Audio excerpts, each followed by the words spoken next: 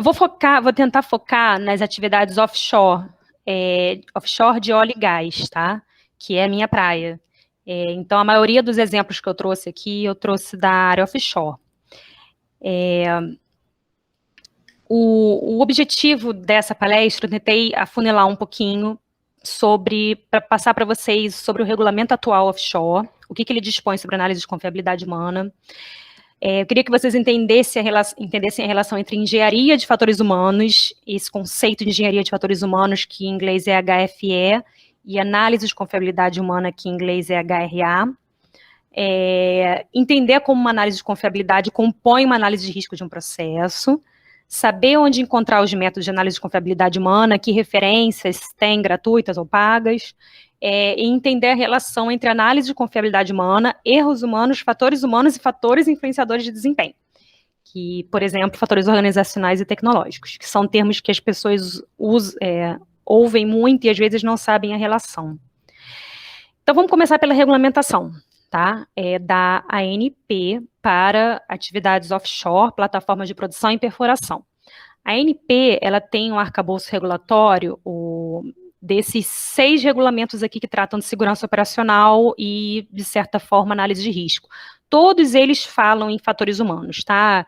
SGSO de plataforma de produção e perfuração, o SGI é para campos terrestres, o SGIP é para integridade de poços, o SGSS é para sistemas submarinos, incluindo dutos e outros equipamentos submarinos, até os de separação, que já existem alguns no Brasil, mais em pesquisa.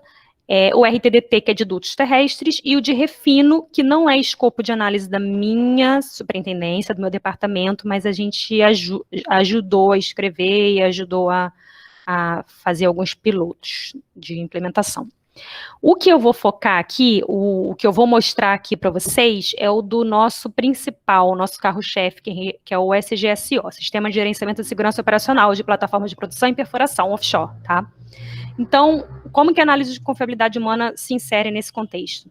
A gente tem uma prática de gestão número 4, dentre 17 práticas de gestão, e uma delas é ambiente de trabalho e fatores humanos, tá? Essa prática de gestão, ela ainda não fala sobre como fatores humanos está inserido numa análise de risco. Ela é mais básica. Onde que a gente enxerga que hoje a análise de confiabilidade humana está inserida no nosso regulamento? Apesar de fatores humanos aparecer na prática de auditorias internas, na prática de projetos, a gente entende que a prática de gestão de análise de confiabilidade humana poderia estar inserida aqui na identificação e análise de riscos, que é quando no item 12.3 fala assim, metodologia de identificação e análise de riscos. A metodologia deve. Aí lá no item E, ele vai listando o que precisa ter.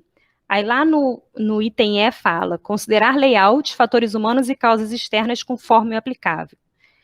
Aí, a nossa interpretação hoje, um pouco mais informada, é o seguinte, como que a gente vai considerar fatores humanos na análise de riscos?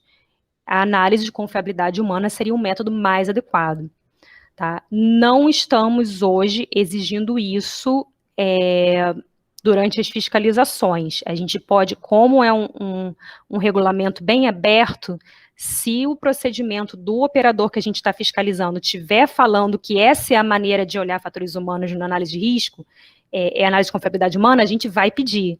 Mas fora isso, a gente entende que ainda não está claro no mercado, muito menos no Brasil, então a gente ainda está indo com calma. A gente pergunta se tem, dá uma olhada, de todas as instalações que a gente já fez auditoria há 10 anos, a gente faz, claro, alguns itens da análise de risco que a gente faz para amostragem, a gente só viu 2 vezes uma análise de confiabilidade humana sendo utilizada.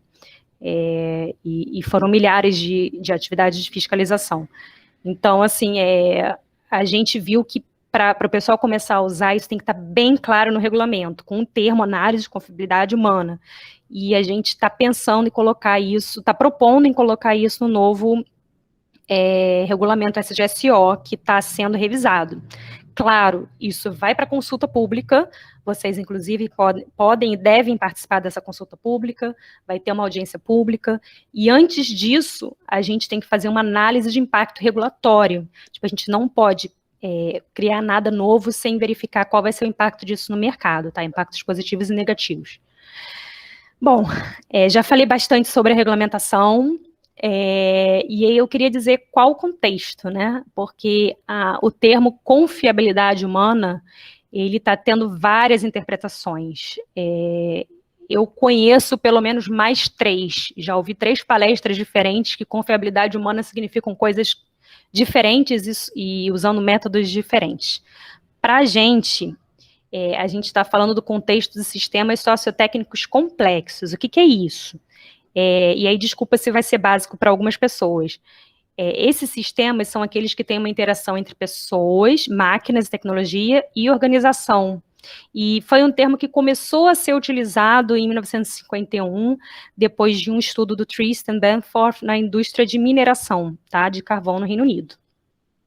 E aí, exemplos de sistemas sociotécnicos complexos são vários, mas entre eles, né, indústria nuclear, indústria offshore, que a gente está discutindo, indústria da aviação, e dentro dessas indústrias tem gente que operam esses sistemas, por isso sociotécnico.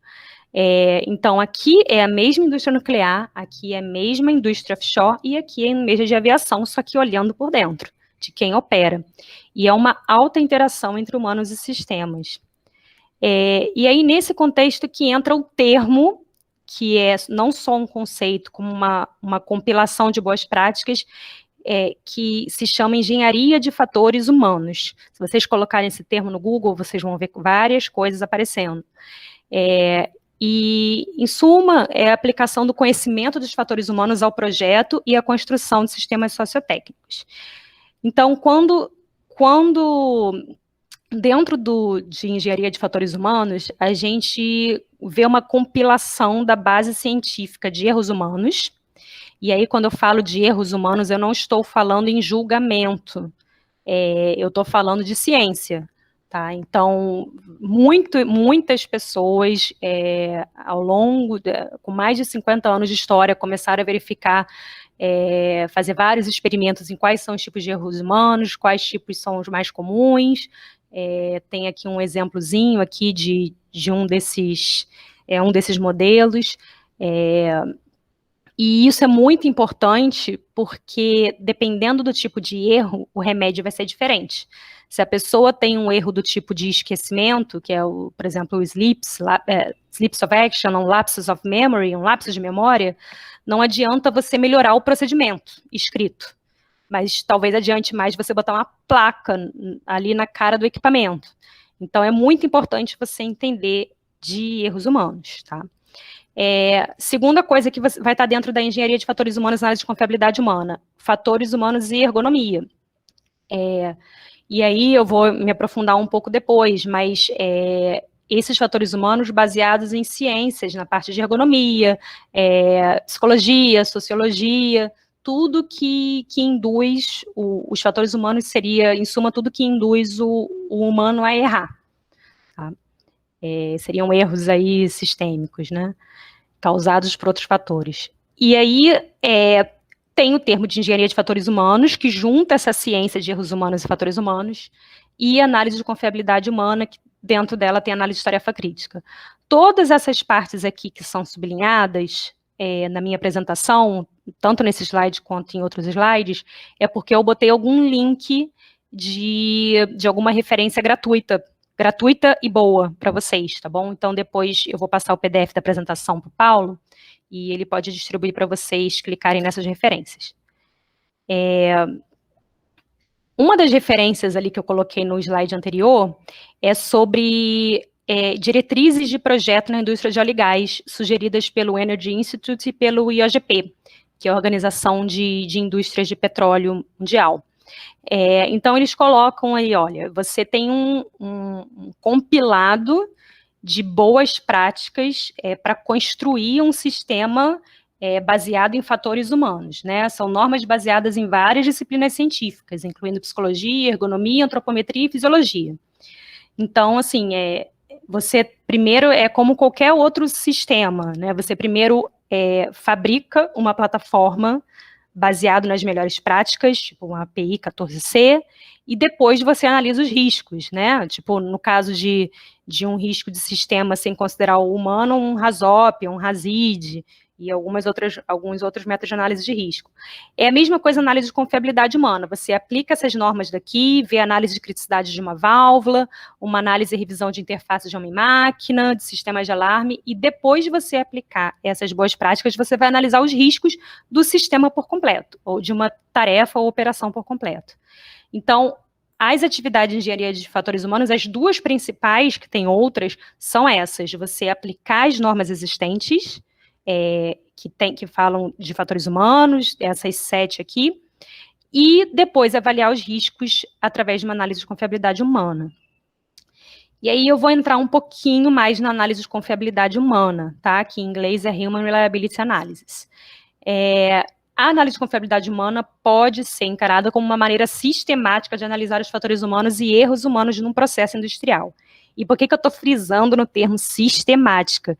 Porque a partir do momento que você usa um método, você vai estar sistematizando esse olhar, que antes desse método ser apresentado para a gente, o que a gente via muito em análise de riscos, é as pessoas tirando da cachola, sem ter nenhum conhecimento em fatores humanos, o que eles deveriam avaliar de fatores humanos, tá? Distração, eu acho que o fator humano é se está escuro ou se não está, mas sem uma sistemática que ele pudesse repetir várias vezes. Isso ia mudando dependendo da equipe que ia fazer a análise.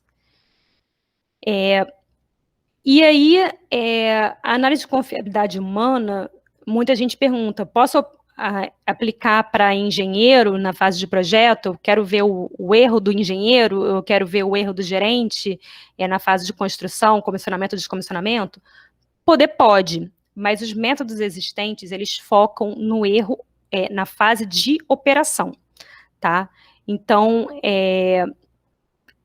você pode aplicar onde houver ação humana, mas os métodos existentes, eles focam em você usar um método na fase de projeto, juntamente com todo o seu escopo de análise de riscos, ali na fase de projeto básico de detalhamento, mas olhando para os erros que podem acontecer na fase de operação e manutenção da plataforma. Tá? Então, o que isso quer dizer? Você não olha a confiabilidade de uma bomba, vê qual é a possibilidade, a probabilidade dela falhar, você vai começar a olhar também para o operador, e ver qual a probabilidade dele falhar, tá? E sendo muito simplista aqui, né? O Márcio pode puxar minha orelha de eu ter simplificado tanto aqui essa relação de análise de confiabilidade e análise de risco. Mas só para vocês entenderem qual o contexto disso. A gente já usa, né, na indústria, já é muito comum usar confiabilidade de componentes, fazer uma análise de confiabilidade de componentes, né, de equipamentos, onde geralmente tem alguns métodos, mas o método mais reconhecido é testar um componente até ele falhar e ver a frequência de falha dele. E aí você vê a probabilidade de ocorrência, cruza com a severidade daquele impacto, dependendo do cenário, e avalia os riscos. A confiabilidade humana, ela entra nesse mesmo contexto. Ela, juntamente com a confiabilidade de componentes, ela vai te dar uma probabilidade de ocorrência de um erro numa operação. Tá? Então, é o cruzamento da confiabilidade de componente com confiabilidade humana da probabilidade de ocorrência. Só que a gente tem um problema científico, né? Como que a gente vai testar o humano até falhar? Existem bancos de dados, mas também existem métodos. Como que foi o histórico de desenvolvimento desses métodos, né? Lá no início, lá na época de 1950, 1960, a indústria militar já falava nesse assunto, né, de erro humano, eles tentavam estudar muito erro humano, mas foi a partir do acidente de Three Mile Island, que foi um incidente, né, na indústria nuclear, que a sociedade civil começou a prestar mais atenção nisso, né, porque foi um evento iniciado por um erro humano. E aí, foi a partir daí que começaram a ser melhor desenvolvidos os métodos que a gente chama de primeira geração, de análise de confiabilidade humana, mas eles eram principalmente elaborados por engenheiros, principalmente, tá? Tinha suas exceções. E baseados em erros humanos em função da tarefa e do tempo, do tipo de tarefa e do tempo que você tinha para desempenhar. Lá por volta de 1983, alguns autores contam que depois de um workshop da NATO, eles viram que precisava de psicólogos e sociólogos para ajudar a desenvolver esses métodos. Por quê? Porque existiam fatores influenciadores desse desempenho humano. Tá? O humano ele não está ali sozinho, ele é influenciado pela organização e pela tecnologia. E aí, a partir daí, começaram a desenvolver o que a gente chama de segunda geração de análise de confiabilidade humana, onde psicólogos, sociólogos e engenheiros começaram a trabalhar juntos nesses métodos, olhando também para as funções cognitivas, tipo, por exemplo, interpretação de um sinal, tomada de decisão, coisas que não são só uma ação, né, de apertar a coisa ou mexer numa válvula, e muito focado também na performance humana, em função da cognição, tecnologia e organização, e tem um erro aqui absurdo que eu botei com S, desculpa, erro humano. O Barry Keoghan, no livro A Guide to Practical Human Reliability, ele fala que a análise de confiabilidade humana tem o objetivo de analisar os efeitos negativos da performance humana na operação dos sistemas de segurança, e que tem 3 principais funções, tem várias, mas as principais são identificação de erros humanos e suas consequências, a quantificação da probabilidade desses erros, que é a que a gente chama de probabilidade de erro humano, e a redução da probabilidade dos erros. Aí você pode falar, então você está dizendo que toda análise de confiabilidade humana é quantitativa. Não, você pode não fazer a segunda etapa de quantificação, e se você fizer só a identificação dos erros e dos fatores influenciadores e a redução, você vai estar fazendo uma análise quantitativa, tá? Em suma, você pode fazer isso. Se o órgão regulador permitir, se o seu sistema não for tão complexo assim, claro. E aí, ainda dentro do contexto de análise de riscos, a gente pode dizer que a gente tem um modelo, né? O erro humano sendo causado por fatores organizacionais, fatores tecnológicos e fatores individuais. A gente já tem uma comprovação científica de que eles são ocasionados por esses fatores, tá? E aí, esses são os fatores que eu estou falando o tempo todo, que são os fatores influenciadores de desempenho. Claro que vai variar o nome dependendo do método que você está usando. E aí, dependendo se esses fatores estão maiores ou menores, você muda o teu erro humano. Então, por exemplo, tem métodos que começam com a premissa de que o erro humano é 10 a menos 2, tá? A pessoa vai falhar uma a cada 100 vezes que ela realizar uma tarefa. Se tiver um fator organizacional, tipo mau gerenciamento, é muito elevado, aí essa probabilidade vai aumentar, vai cair para 10 a menos 1, uma vez a cada 10 vezes que a operação é feita. Então, essa é a ideia do modelo de análise de confiabilidade humana, tá? Não importa o método.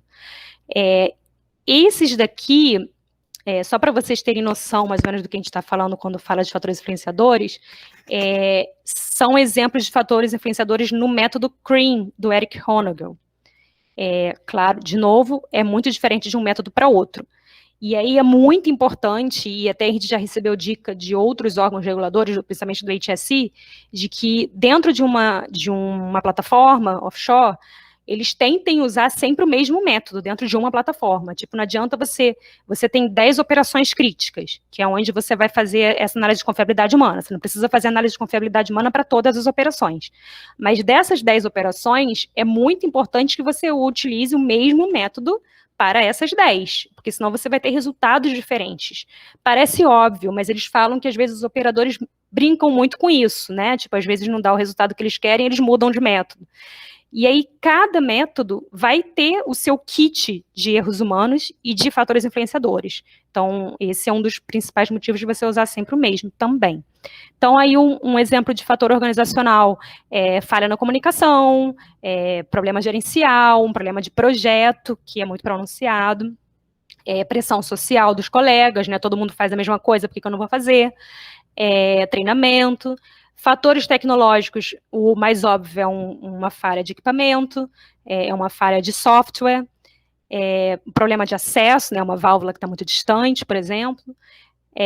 E tem os fatores que a gente chama de individuais, né, que, por exemplo, tem o functional impairment, que pode ser, tipo, se você é míope, né, você já tem aquilo, é um problema, ou uma fatiga, né, que às vezes é causada pelo excesso de trabalho ou pelo horário que você está trabalhando, principalmente numa plataforma offshore. Não sei se todo mundo sabe, mas a gente tem turnos muito diferenciados, né? Eles trabalham 12 horas, de 7 às 7, e depois tem um turno da noite, e geralmente quem está num cargo de confiança, que falam, né, principalmente coordenador e o próprio gerente da plataforma, eles geralmente trabalham mais do que isso, e não tem ninguém para ser o back deles. Então, esse problema de fadiga costuma ser mais pronunciado para esse tipo de função. E beleza, você está falando o tempo todo, Carol, que tem vários métodos. Então, eu vou começar a mostrar para vocês onde vocês vão achar, ler mais sobre esses métodos.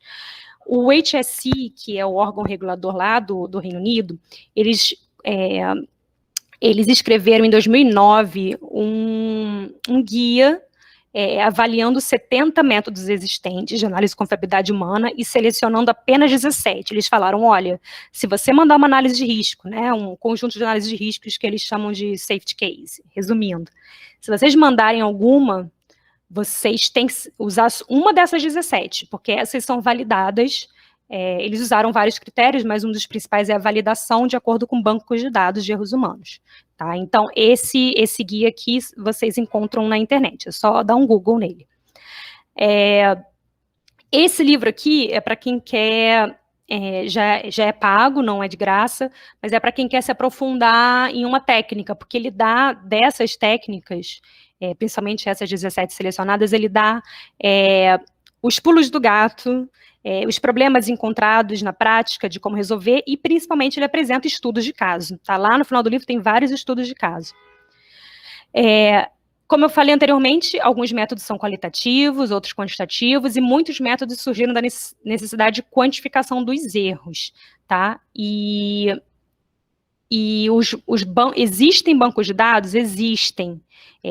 Então por que a gente não usa o banco de dados de erros humanos diretamente como a gente usa para confiabilidade de equipamentos, né? Na parte offshore, eu não sei se vocês conhecem, mas confiabilidade de equipamentos tem um banco de dados muito famoso chamado OREDA. E por que a gente não usa esses bancos de dados direto? Bom, primeiro porque os bancos de dados eles não são específicos para todas as operações existentes no mundo, tá? E aí, como que a sociedade resolveu isso? A sociedade científica resolveu isso. Eles criaram métodos onde pessoas como nós fazem análise, e depois que elas têm o resultado da análise da probabilidade de erro humano, eles comparam com o que o banco de dados falou para uma situação parecida.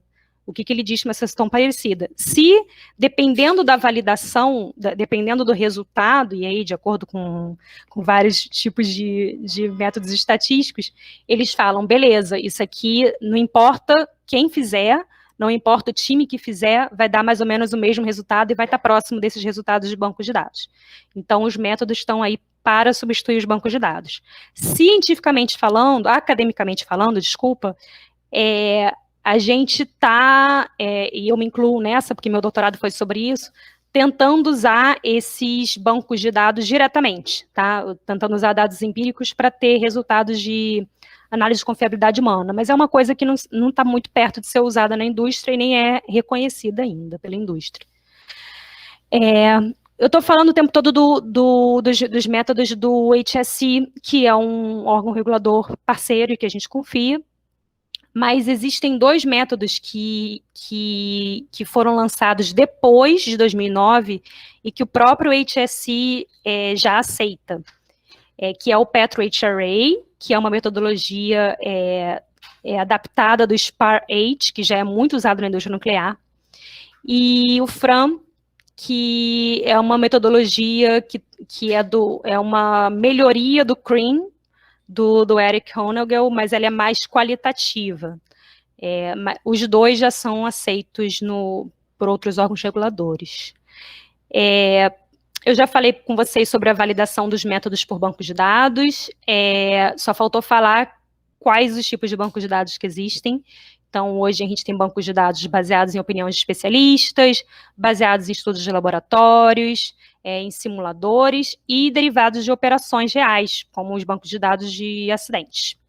E a probabilidade de erro humano, que é a moeda da análise de confiabilidade humana, ela, na verdade, é uma falha por demanda, digamos assim. Então, é sempre calculada como o número de erros observados pelo número de oportunidades de erro, tá? Então, quando vocês virem um valor, quando eu mostrar um valor para vocês, eu não estou falando de taxa de falha anual, eu estou falando de número de oportunidades de erro. Então, se uma válvula é usada só uma vez a cada 10 anos, a probabilidade que eu estou mostrando a você está relacionada a essa demanda, tá? E terminando de falar dessa parte teórica, como que a gente pode resumir tudo isso que eu falei num fluxo simplificado de análise de confiabilidade humana, tá? Primeiro, você define o problema, você escolhe qual a tarefa que você vai analisar, não precisam ser todas as tarefas da plataforma, você escolhe as principais baseadas em outras análises de risco, né? Você pega de um RASID, uma análise de perigos básica, ou de uma PR, ou de um RASOP, e pega as tarefas críticas. Quais são as tarefas críticas de uma plataforma? Geralmente são aquelas que a gente tira, são tarefas dentro de procedimentos críticos que são salvaguardas de outras análises de risco. Não sei se faz muito sentido para vocês, mas dentro de análise de riscos dos sistemas, a gente tem uma lista das salvaguardas para cada cenário, como que a gente quer diminuir a probabilidade daquele cenário acontecer. Em alguns casos, essas salvaguardas não são uma automatização ou não são um equipamento, né? Elas, às vezes, são procedimentos, eles colocam um humano para ser a salvaguarda daquele cenário.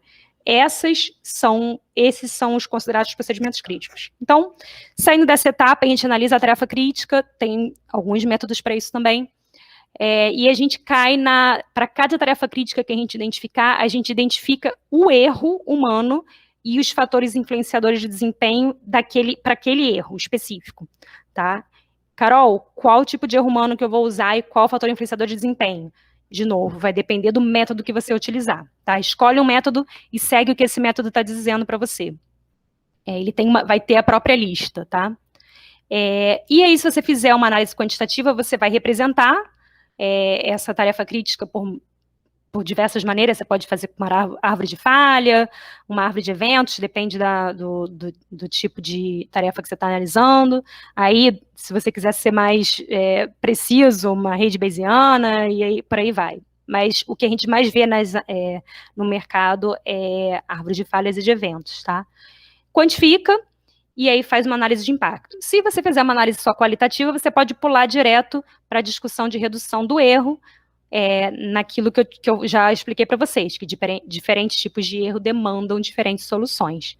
E aí parte para a garantia da qualidade, que é você documentar tudo e garantir que aquela informação vai ser rastreável para o futuro da plataforma, né? Se um dia alguém quiser auditar ou se você quiser fazer uma mudança daquele projeto, você vai conseguir rastrear o que foi pensado na fase de projeto. Vamos passar para um estudo de caso para vocês começarem a entender a carinha que isso tem? Então, assim, eu peguei uma operação aqui de uma passagem de PIG, que é uma operação muito comum em atividade offshore, de plataforma offshore, que, tentando resumir bastante, você, na plataforma A, você manda um pedaço de borracha ou outro material por um duto até a plataforma B. Para que faz isso? Para limpar ou para fazer uma inspeção nesse duto, tá?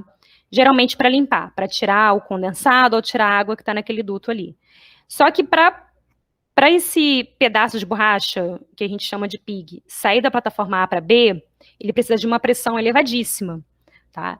E aí, quem tira esse pedaço de borracha desse duto é um operador, é uma pessoa. Ele precisa abrir uma porta, ele precisa fazer um jogo de válvulas aqui, abrir uma válvula, fechar outra, abrir outra, e até verificar a pressão no manômetro, a pressão desse duto, e aí só quando tiver numa pressão, na pressão atmosférica ele pode abrir. O que algumas empresas vendem, né? Eles vendem um interlock para ter certeza, porque quando analisaram vários acidentes, e isso pode causar um acidente fatal, inclusive, se a pessoa abrir a porta no momento errado, eles verificaram que, em muitos momentos, o operador abria as válvulas na sequência errada. E aí, para impedir isso acontecer, criaram um interlock de válvulas, né? Que você só pode abrir uma válvula depois que você tirou o interlock de outra. E isso minimizaria o erro humano. E aí, esse exemplo que eu vou mostrar para vocês é uma avaliação do meu processo, se eu preciso colocar esse interlock, né? Eu vou avaliar se o meu erro humano nesse procedimento, ele é aceitável de acordo com o nível de risco da empresa. Também não sei se muita gente da equipe de vocês tem essa noção, mas às vezes, geralmente, a empresa tem um nível de risco aceitável para ela, e isso muda de uma empresa para outra. Então, eu vou dizer o nível padrão. Geralmente, numa empresa de petróleo, offshore, geralmente, tá, gente? O nível de risco aceitável é 10 a menos 3. Tipo, um equipamento, um acidente pode acontecer uma a cada 1 milhão de vezes, 1.000 vezes. E aí, se você calculando a tua árvore de falhas, o nível de risco do sistema der maior que 10 a menos 3, aí você vai ter que resolver o problema, você vai ter que fazer alguma remediação do problema, tá? E a análise de confiabilidade humana vai te mostrar qual é a melhor remediação. Tentando explicar muito resumidamente aqui, esse é o nível de risco topo, é o risco do evento topo, que seria a liberação da pressão, e ele aconteceria, numa análise de risco muito básica, por 2 motivos. Ou o operador não isola a válvula, conforme descrito no procedimento, por 2 motivos, desculpa. O operador não isola a válvula de isolamento e não sabe a pressão interna do equipamento. Esse não saber a pressão interna do equipamento, ele pode acontecer por uma coisa ou outra. Ou porque ele não leu mesmo a pressão, porque esqueceu, ou por algum outro motivo, ou porque o teu manômetro está com problema, tá? E essa confiabilidade do manômetro eu consigo do fornecedor que vendeu ele para mim. Mas as outras probabilidades de erro humano, principalmente essa primeira aqui, você precisa de pegá-la de um método de análise de confiabilidade humana. E aí eu peguei aqui o Petro HRA, que eu mencionei mais cedo para vocês, como exemplo, porque ele é gratuito e vocês conseguem ver pela internet. Mas não é porque ele seja o meu preferido, não. Ele é só um dentre tantos, tá? E nesse Petro HRA, esse é o portfólio de erros humanos, tá?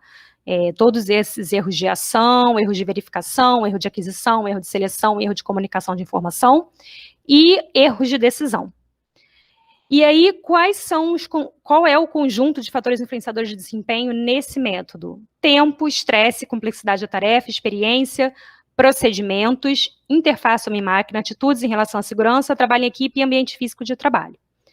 Para cada fator influenciador de desempenho, você vai ter uma tabelinha tipo essa, onde você vai avaliar o nível dele, né? Se ele tem um efeito negativo para o desempenho da pessoa, você vai multiplicar por 50, vai multiplicar o erro humano por 50. Por que eu estou falando isso? Porque nesse método, tá? Só esse método, outros métodos são de forma diferente. Ele começa com um erro nominal de 10 a menos 2. Ele fala que qualquer operação que você faça, o operador pode errar uma a cada 100 vezes. 10 a menos 2. E aí, dependendo da situação do PSF, do fator influenciador, você vai multiplicar esse erro por esse número aqui. E aí pode subir ou descer, tá? Porque tem também o efeito positivo no desempenho. E aí, eu vou só trocar aqui de tela para mostrar para vocês uma planilhazinha Excel que eu fiz para... Vocês estão conseguindo ver a planilha Excel? Sim, Carol. Tá. Então tá. Eu peguei aquela árvorezinha de falha, até para vocês, para quem tiver o trabalho de ler o Petro HRA, vocês vão ver que ele sugere a árvore de eventos. Mas eu já falei com o autor principal, que é o Andrea Baez, e ele falou, não, a gente tanto faz árvore de falhas ou árvore de eventos, depende da sua situação mesmo. Então, eu estou usando a árvore de falhas aqui. E aí, o valor que eu coloquei aqui é uma fórmula do erro nominal vezes multiplicado pelos multiplicadores de cada performance shaping factor.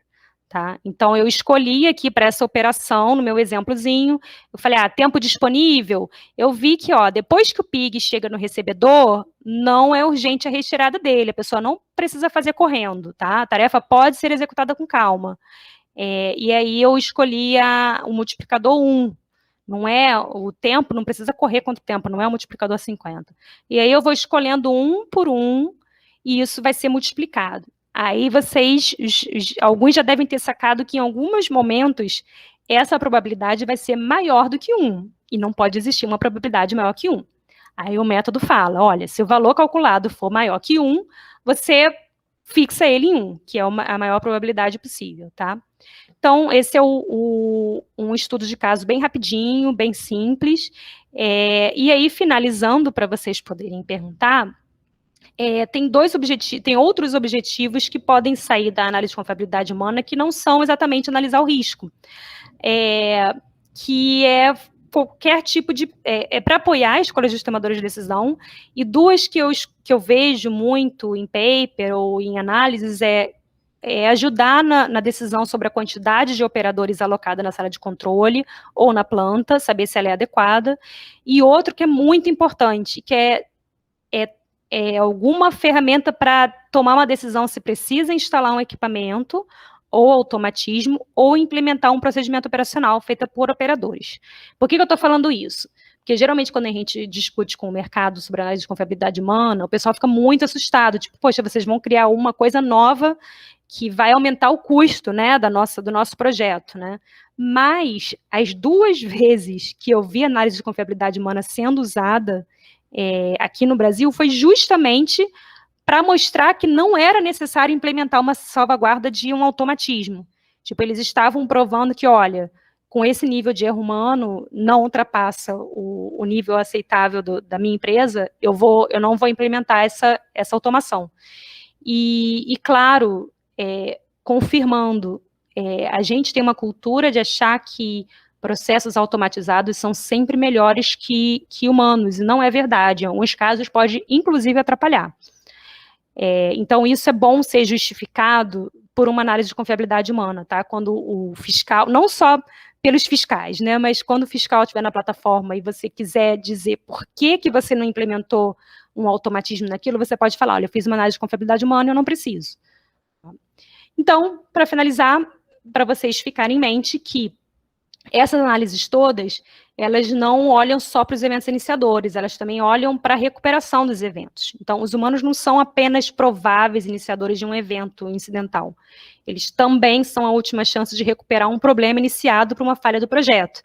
Então, você pode usar essa análise de confiabilidade humana tanto para ver qual é a probabilidade de um evento iniciador, como também de ver qual é a probabilidade dele conseguir resgatar uma falha depois que o evento topo aconteceu, tá?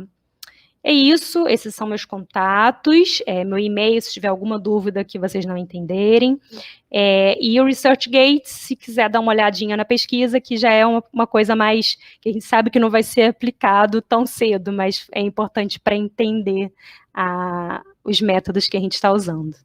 Obrigada pela atenção de vocês. Carol, parabéns.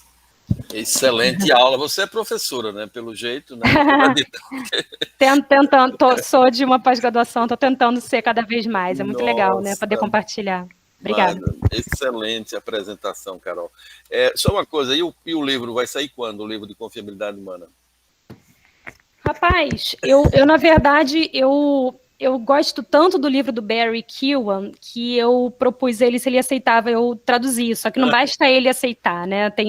A editora daqui do Brasil tem que concordar, ainda não consegui convencê-los. Mas eu acho que melhor do que criar um livro novo seria traduzir um que já existe, que é muito bom. Tá ótimo. Pessoal, aberta a pergunta, Márcio levantou a mão aí, vamos lá. Oi, Paulo, obrigado. Obrigado, Carol, parabéns pela apresentação. Obrigada, Márcio. Novamente pela disponibilidade, né? Eu tenho 2 perguntinhas. A primeira você citou ali 4 tipos de bancos de dados, né? Categorias de bancos de dados que podem ser usados. Eu queria saber a tua opinião, Carol, especificamente sobre os simuladores. Há algum tempo atrás, até no PSAM, que você estava lá em Los Angeles, né? A gente levou um trabalho sobre simuladores que a gente tem um objetivo de desenvolver, né, projetos específicos, justamente para coletar essas informações para fazer estudos de confiabilidade humana, né, estudos quantitativos.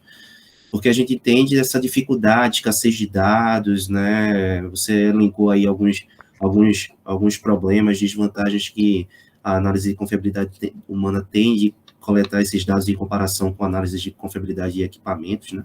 Eu queria saber a tua opinião, como é que você vê a viabilidade disso no futuro, né, de como é que está essa área, se já tem vários bancos de dados, né, se tem uma movimentação aí na academia de desenvolver isso. Eu queria saber, essa é a primeira pergunta.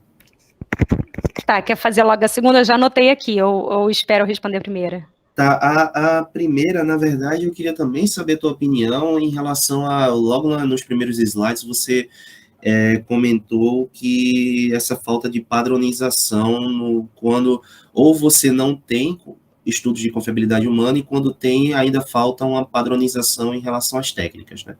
Aí eu queria também saber a tua opinião, quando a ANP sugerir fazer essa modificação, né? Qual é a técnica que já tem uma grande probabilidade de estar sendo citada para ser adotada realmente? Enfim, são essas 2 perguntas. Beleza. Simuladores, até o meu primeiro paper da tese, eu discuti os prós e os contras de cada um, e os simuladores, o problema deles é justamente que não é uma situação real. Você está vendo um erro humano de uma pessoa que sabe que está sendo observada, e em condições que não são reais, né? Você vai conseguir só saber a influência de alguns tipos de fatores influenciadores, mas você não vai saber talvez, o tal do social pressure, pressão social dos colegas, você não vai conseguir medir outros que a situação é muito artificial para medir aquilo, né? Eles especificam, em simuladores, geralmente os projetos que existem, eles especificam quais são os fatores influenciadores que eles querem olhar, e eles simulam aquele cenário, né? Vai ter erro de projeto, vai ter erro do gerente, vai ter erro disso. Vamos ver agora qual vai ser o erro humano nesse simulador. Então, assim, ele tem esse problema de não ter fatores influenciadores reais, tão reais. O grande benefício, é que, por outro lado, você consegue ser muito específico, né? Você consegue medir, tipo, se você tiver um projeto de uma plataforma, você consegue medir o erro humano para aquela plataforma específica. Se você tiver um digital twin, digamos assim, né? Se você tiver exatamente ela numa sala de controle simulada. Então, esse é um ótimo benefício dos simuladores. Já existem vários, tá? Academicamente falando, é o tipo de banco de dados que mais cresce, tipo, tem o Sacada,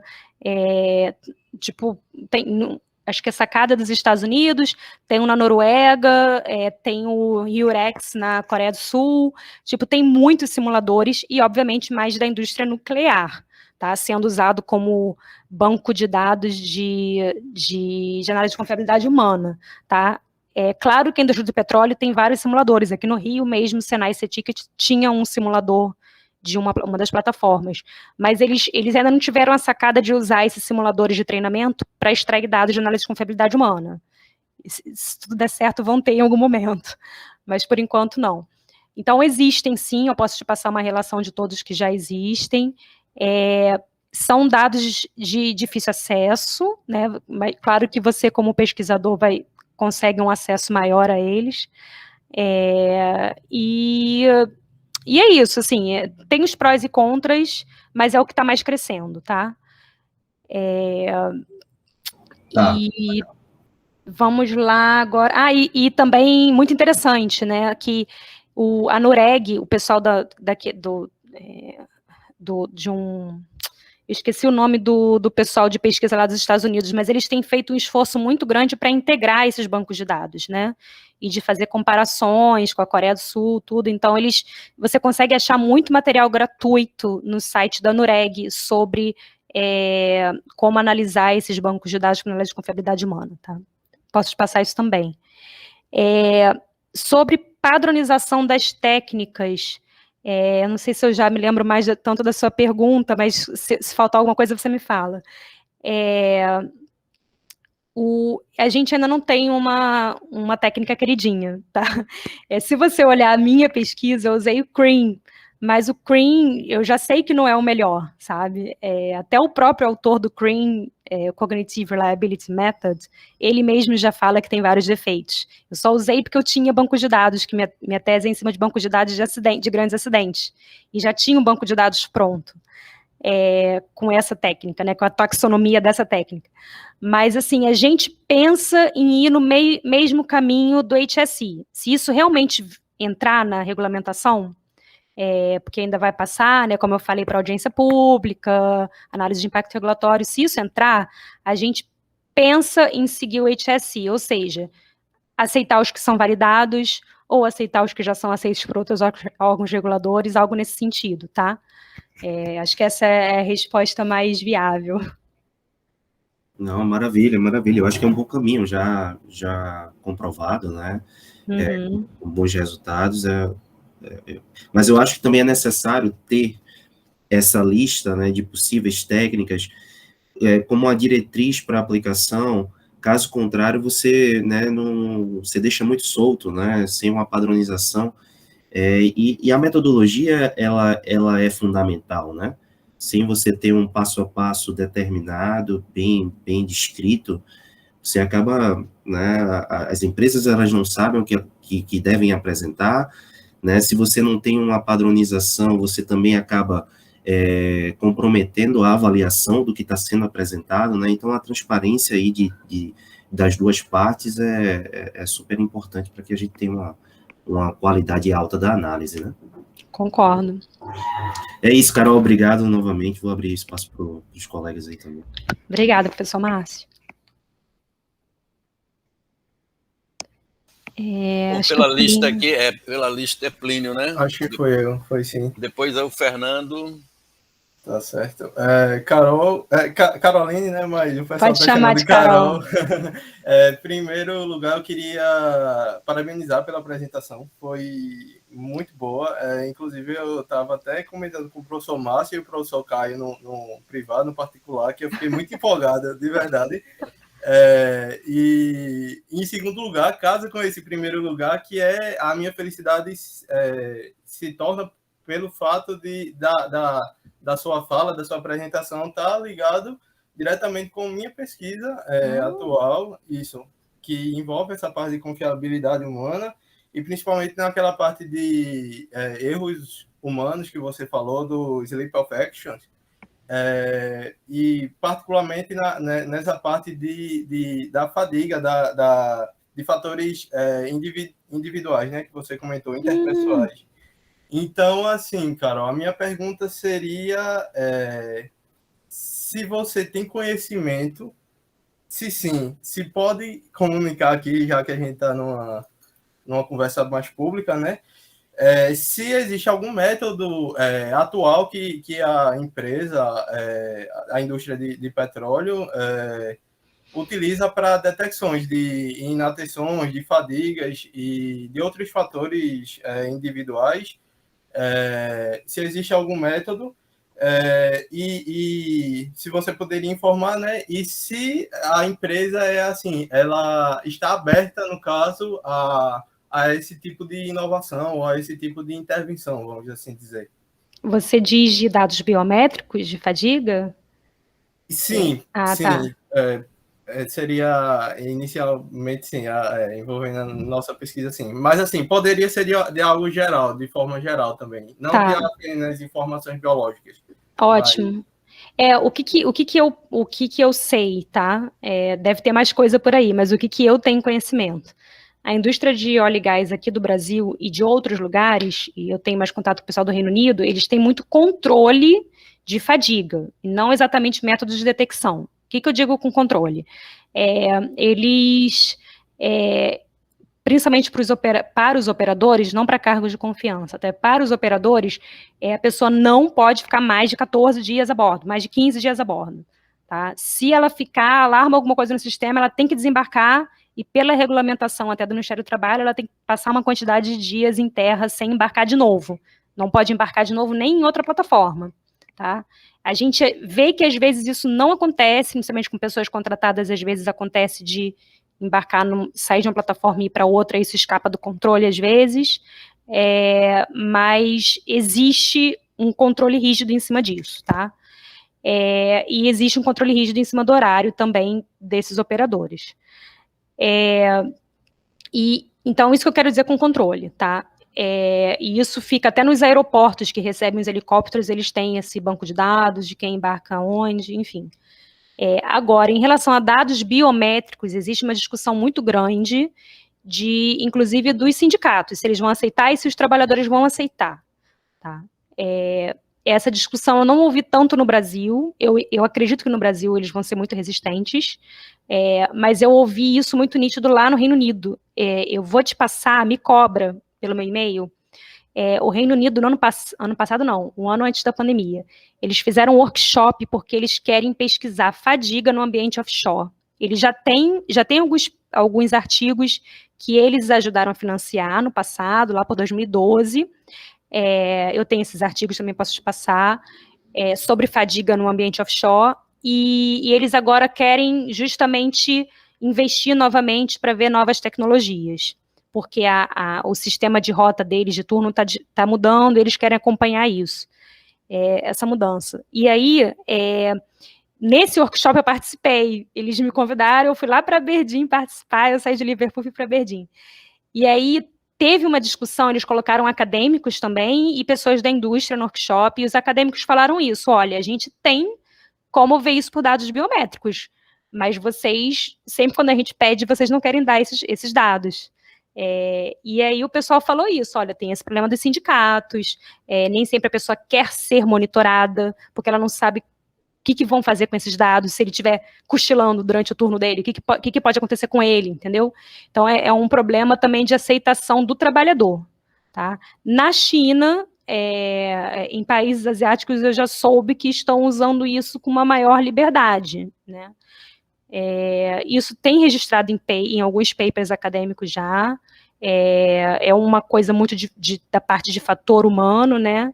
E a notícia boa é de que uma desses artigos que eu te falei da NUREG, que eu falei para o professor Márcio, eles colocam justamente isso, que se desenvolveu muito a parte quantitativa de análise de confiabilidade humana, e hoje em dia vê que essa parte de erro humano, da base de erros humanos, está ultrapassada.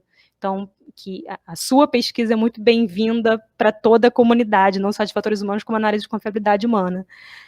Não sei se eu respondi. Respondeu mais do que suficiente. E eu vou entrar em contato sim com você para. Me cobra que eu te mando que eu tenho. Esses papers. Porque, inclusive, eu estava até discutindo com o Caio que apenas 2012 também, que eu encontrei, que falava sobre essa questão de fadiga em ambientes offshore. E em 2012, veio. E era ainda mais de um jornal voltado para a área de saúde, algo assim do tipo. Isso. Então, nem tão relacionado à parte de riscos e, enfim, da nossa área, né, de engenharia no geral. Mas, enfim, fiquei muito feliz mais uma vez e obrigado pelas palavras. O ex-réu, você vai na conferência ex-réu na semana que vem? Sim. Eu vou participar, sim. Vai ser quarta-feira a apresentação. Então vou ver sua apresentação. E a minha é sobre fadiga, tentando usar o meu método para análise de fadiga. Mas, assim, na verdade, foi só para pegar um modelo simples. Depois eu compartilho com você o meu também. Meu paper sobre isso. Tô vendo a interseção aí, viu, Carol, de trabalho. Uma também, colaboração aí. Então, tá bom. Obrigado mais uma vez, Carol. Obrigada, Vou deixar a palavra para a Fernanda agora. Olá, Excelente. pode já fazer pergunta aí? Pode sim, Fernando. Beleza, obrigado aí. Ô, Caroline, tudo bem? Tudo, Fernando. Bacana.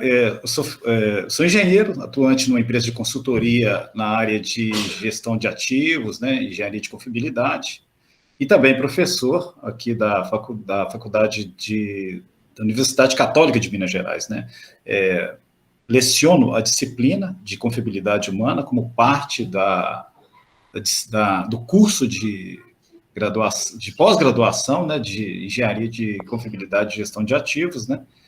E, assim, durante o curso que eu fiz, eu vi nessa área algo muito importante de desenvolvimento, consegui desempenhar bem, e aí, com isso, recebi esse convite, né, para ser professor, já tem coisa de 1 ano e meio que eu tenho atuado nessa área, né? E Legal. aí, assim, como você mesmo colocou no início aí da sua palestra, a dificuldade de obter material, de pesquisar, de correr atrás de literatura, os métodos, igual o pessoal colocou aí, né? O próprio Márcio levantou aí o problema de uma padronização, e a gente vê que existe essa dificuldade em nível, talvez até internacional, né? Não há um método queridinho, como você bem colocou aí, não há um método infalível para todas as situações. A gente vai explorando aí o Spark, o Cream, o Hart, TERP, né, até as ferramentas mais antigas. Tenho ensinado os alunos essas técnicas, eles, inclusive, têm ficado um pouco assim, às vezes, a gente passa a técnica, o método, ensina, e eles querem um pouco mais, né, quer o número, quer uma coisa quantitativa, quer combinar bem essa questão também qualitativa, né? Então, a grande dificuldade reside em torno dos métodos. E, para tal, né, eu tenho corrido atrás aí dos contatos, né, das pessoas que são importantes dentro dessa área. Quando eu recebi o link desse evento, né, que apresentado por você tão brilhantemente aqui, aí eu já falei, vou ver se eu consigo estabelecer um contato com a Caroline lá, para a gente trocar algumas ideias, algumas coisas, né, porque eu tenho percebido, e aí vou fazer a pergunta, né, fazer o link da pergunta, eu tenho percebido uma crescente preocupação em relação à questão da confiabilidade humana nas mais variadas áreas, né. Aqui em Minas Gerais, onde eu estou, né, atuo na área de mineração, nós vivemos um dos acidentes mais graves aqui, né, da nossa história, né, e a gente percebe, pela dinâmica que o acidente apresentou, um forte potencial de falhas humanas dos mais variados contextos, né, fatores indutores, fatores administrativos, contextos, né, então, vários pontos que geralmente fazem parte aí dá uma extensa lista, né, daqueles fatores, tudo que você colocou, ambiental, tecnológico, tudo mais, né. Então, está crescendo, tem havido já algumas consultas à nossa empresa desse segmento, né, não há muito material, assim, recursos de software, aplicativos que permitem nos ajudar nesse sentido, mas a gente está evoluindo aí, nem que seja com algumas planilhas, Visual Basic, aplicando alguma coisa para melhorar, né? E a gente está caminhando. Inclusive, esse tem sido o meu esforço para desenvolver esses métodos, de torná-los mais acessíveis e mais aplicáveis aí para as empresas e outras pessoas. Inclusive, até disponibilizo para os alunos. Legal. Bacana. Aí, o que eu vi na sua palestra? Já vi vários tópicos que já vai chamar atenção para métodos. Eu não conheço esses métodos apresentados e vinculados à área do petróleo. Depois eu gostaria que você me ajudasse aí, me passasse alguma informação deles, claro, para desenvolver e fazer uma... Você falou que um é baseado no Spark, o outro no Cream, então já estou mais ou menos os métodos que eu julgo até entre os melhores. Minha pergunta é a seguinte, partindo do que você comentou no início, como você vê a possibilidade de crescimento dessa área na indústria, principalmente no petróleo? Você citou aí que vai haver essa normalização, essas exigências. Como é que você está enxergando esse cenário aí para os próximos anos? Interessante você perguntar isso, porque uma vez eu comentei com um colega lá do Reino Unido de que eu achava que a indústria só faria se o órgão regulador pedisse. E eu falei, ele achou aquilo assim um absurdo, tipo, não, isso aí a indústria vai fazer porque vai ver que precisa fazer pelo processo dela.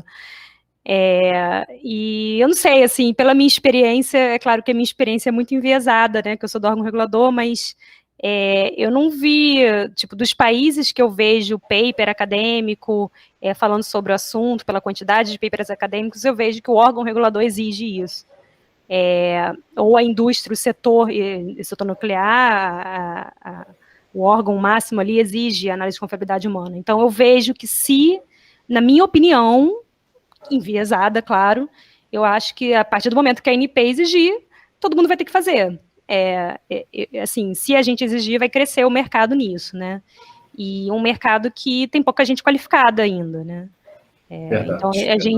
Então, na análise de impacto regulatório, a gente vai pesar isso. Poxa, a gente pode começar a cobrar alguma coisa que ainda não tem qualificação suficiente no Brasil, a gente vai ter que ir com calma. Mas é isso, eu acredito que o crescimento está relacionado à regulamentação. Eu não sei se é uma opinião muito enviesada, Fernando. Não, porque a gente, assim, no curso, né, lecionando, o pessoal demonstra grande interesse, porque essa matéria é muito cativante, né, a confiabilidade humana, as pessoas começam a fazer e vão se sentindo muito estimulados, né, o que às vezes dificulta um pouco, às vezes são as técnicas, mas, no entanto, nas aulas e na forma como nós discutimos, as pessoas têm percebido vários problemas, né, das suas experiências profissionais. Muitas violações, muitas situações assim, de confusões entre atividades que são grandes, às vezes atividade muito de observação misturada com ação, misturada, sabe, uma perturbação dos aspectos do exercício cognitivo das pessoas que levam a falhas, né? Então, eles vão percebendo que tem um grande manancial de trabalho. Sim. Na área de mineração, eu cheguei a ver alguma coisa para ajudar um grupo de pesquisa lá da minha universidade, e aquele relatório de Brumadinho, analisando pelo método CREAM, porque o CREAM você consegue analisar o acidente por ele também, né? Por isso que eu acabei usando esse banco de dados. Quase nada foi falado, assim, em relação a fator organizacional. Você não consegue achar fatores organizacionais descritos no relatório. Está muito um relatório bem técnico, assim, no que falhou de tecnologia, né? Mas pouco do que a organização tem a ver com aquilo. Exatamente. Então, eu acho que mineração vocês vão ainda ter que fazer um trabalho grande. Verdade. Peço para vocês. Beleza, obrigado, era isso mesmo, e aí espero, né, a gente estabelecer o contato aí, o e-mail, alguma coisa que puder colocar para a gente aí, eu ficaria muito agradecido, até porque para a gente ampliar mais os nossos conhecimentos nessa área. Muito obrigado. Obrigada, Fernando, prazer. Pronto, Carol. Tatiana tem aí uma pergunta. Ei, boa noite. Boa noite. Então, eu sou da área de petróleo, né? Trabalho lá no chão de fábrica fazendo análise de risco do dia a dia. E eu estou achando super interessante esse assunto. E quando você fala assim, né? Se a ANP não exigir, né? Não vai ser feito. Então, eu não posso falar pela minha empresa, né? Eu falo por mim que a gente sente falta dessa ferramenta muitas vezes, né? Porque muitas vezes você tem uma análise de risco que está passando pelo operador e a gente não sabe como classificar. A gente põe lá é possível que aconteça, ou é frequente que aconteça, né? A gente não tem parâmetro para analisar, né? E eu até queria perguntar assim, para vocês, eu vi que Fernando é professor, né? O que tem disponível no Brasil para a gente acessar essa informação, sem ser, né, consumir o livro, né? Porque quem está lá no chão de fábrica, às vezes não tem tempo para consumir o livro, que eu não sei quantas páginas tem, né? Então, vamos dizer, um curso introdutório ou aquela apresentação mais resumida, para a gente, às vezes, não fazer o estudo de confiabilidade humana completo, mas conseguir trazer um pouco dessa informação para nos ajudar no que nós já estamos fazendo agora. Tá certo. Obrigada, Tatiana. Quando você fala que vocês fazem análise de risco diariamente, você está falando daquela análise de risco de PT ou de análise de risco do projeto? Eu faço RASOP tá. De operacional, né? Tá, não ótimo, projeto, ótimo. Mas operacional, de mudança, VM, né? Legal. Eu até estava comentando isso com um colega mais cedo, né, que hoje em dia a análise de confiabilidade humana ela está muito focada ali no projeto inicial, projeto básico, detalhamento, mas que o ideal seria se lá, quando fizer uma gestão de mudança, quando abrir lá um processo de gestão de mudança, que olhasse pela análise de confiabilidade humana também, né, e isso não é muito aplicado ainda na indústria, tá, isso está muito no campo de sonho ainda. O pessoal meio que esquece de análise de confiabilidade humana na fase de operação. Sobre os recursos no Brasil, eu não sei qual vai ser a função da ANP nisso, mas a gente estava até conversando lá entre a gente, porque eu tenho que treinar os meus colegas também, né? Não é só cobrar da indústria, né? Os fiscais vão ter que saber como fiscalizar, entender o método para saber fiscalizar. E eu estava falando isso, olha, acho que se a gente cobrar isso na regulamentação, talvez seja legal um manual, né, em português, um manual explicativo de como aplicar alguns métodos, né, que lá no Reino Unido eles simplesmente colocaram quais os métodos que eles aceitam, mas está tudo em inglês, né, eles que se virem. Aqui eu estou na dúvida se a gente pode simplesmente mandar um manual em inglês e falar para o pessoal se virar. Vamos ver, eu acho que seria legal uma ajuda de todo mundo no Brasil que entende análise de confiabilidade humana para tentar fazer algo grande. Estou tentando fazer a minha parte com um paper na conferência da Abrisco, dando um estudo de caso de um desses métodos, mas é até legal ouvir isso de você, assim, que está na área operacional, né? Eu acho que a gente tem que incentivar esse tipo de manual aí prático. Não existe. Que eu saiba, eu só vi um livro sobre análise de confiabilidade humana em português até hoje, alguns artigos, bons artigos, mas acho que a gente precisa também compilar isso para o mercado. Isso mesmo, né? Traduzir esse estudo da academia para uma coisa mais prática, né? Mais usável, mais rápido. Isso. Obrigada, Carolina. Obrigada a você. E aí, pessoal? Carol, estamos aí, né? Parabéns, viu? Eu gostei muito aí das colocações aí do Fernando, a Tatiana agora no final, o Márcio, né? Se ninguém tiver mais nenhuma pergunta, fica aí com você, Carol, para dar os finalmente, né? Dizer da nossa gratidão, né, por você ter feito essa bela explanação aí. E a gente, vamos tentar convidar você novamente, viu? Claro. Tá certo. Agradeço aí a atenção de todos, eu vi aqui quem está participando, eu li a lista aqui do lado. Também vocês têm que convidar mais a Marília Ramos, né, que é da casa, né? Já teve. Já teve.